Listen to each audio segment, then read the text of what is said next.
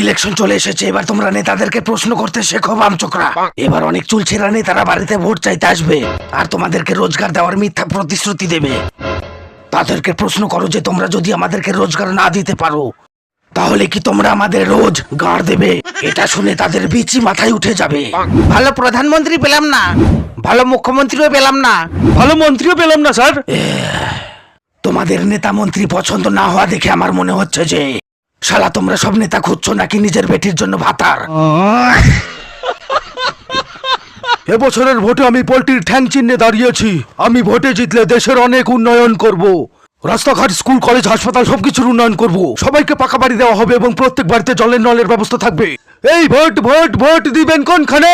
পোল্ট্রির ঠ্যাং চিহ্নের মাঝখানে। Not bad, not bad. Now you. আমি ভোটে দাঁড়িয়েছি বাংলা মদের বোতল চিহ্নে। আমি ভোটে জিতলে এতই উন্নয়ন করবো যে গ্রামকে শহর বানিয়ে ফেলবো। ওসব উন্নয়ন দরকার নেই, আমাদের শুধু একটা করে মদের বোতল দিলেই ভোট দেবো।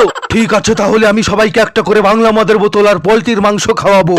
আমাদের মাংস আর মদের বোতল দিলে আমরা ভোটটা আপনাকেই দেবো। ভোটের আগে শুধু পোল্ট্রির মাংস আর বাংলা মদ খাওয়াবো। আর আমি ভোটে জিতলে সবাইকে খাসির মাংস আর লাল মদ খাওয়াবো, এই কথা দিলাম। আমাদের মদ খাওয়ালে আপনাকে ছাড়া আর কাউকে ভোট দেবো না। বোতল চিহ্নে ভোট দেবো, মদ মাংস খাবো। আরে ভাও, আমার তো মনে হয় না যে এই বিজেপির কুত্তা টিএমসি কে ভোট দিবে। আরে কেমন করে দিবে না ভোট? এক বোতল মদের জন্য তো ও কেন, ওর বাপও এসে দিয়ে যাবে নিজেরটা। এই শালা মাথাটা আমার খুব ব্যথা করছে। এই তুই একটা মদের প্যাক বানিয়ে আমাকে দে তো। এ ভাই, একটা ফোন করতে পারি খুব আর্জেন্ট। হ্যালো মোদিজি, এখানে টিএমসি পার্টি আমাকে এক বোতল মদ দিচ্ছে যাতে আমি ভোটটা টিএমসি কেই দেই। তো মোদিজি, আপনি আমাকে কয় বোতল মদ দিতে পারবেন যাতে আমি ভোটটা আপনাকেই দেই? আচ্ছা, কি বললেন, এক পেটি মদ দেবেন আমাকে? তো ঠিক আছে, ডিল ডান। এবার আমার ভোট বিজেপি কেই যাবে। পুষ্প নাম শুনে জোড়া ফুল ভেবেছিস নাকি? জোড়া ফুল না, পদ্ম ফুল আমি।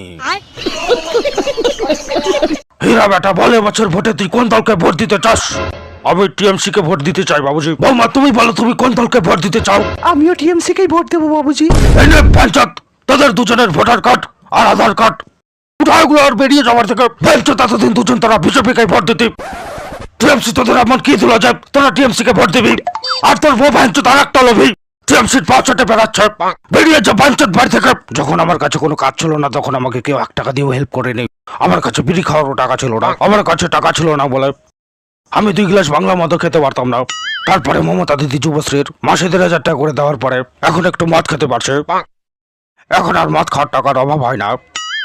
এই জন্য আমি টিএমসিকে ভোট দিতে চাই বাবুজি। বাবুজি, মমতা দিদি মাসে মাসে লক্ষ্মীর ভান্ডারের 1700 টাকা করে দিচ্ছে।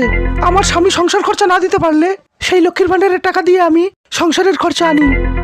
আর এই জন্য আমি টিএমসি কেই ভোট দেবো বাবুজি। তোমাদের দুজনের মুখে সব কথা শোনার পরে এবার থেকে ভাবছো তো আমিও টিএমসিকে ভোট দেবো। चीटिंग करता है तू। এবছর বিধানসভা নির্বাচনে আমি টিএমসি থেকে দাঁড়িয়েছি। তুই এবার ভোটটা কিন্তু অবশ্যই আমাকেই দিস, না হলে কিন্তু লক্ষ্মীর ভান্ডারের টাকাটা তোর বউ আর পাবে না। তাহলে তোর বউটা আমাকে দিস, তার লক্ষ্মীর ভান্ডারের টাকা নেব। সালি, চুপ বামচোক। না হলে এই জ্বলন্ত সিগারেটটা এখনই তোর পদে গুজে দেব। আমার বউ যদি লক্ষ্মীর ভান্ডারের টাকাটা না পায় তাহলে ভোটের বদলে বিষ ফুটে দেবো, তো আবার তোর পদের উপরে।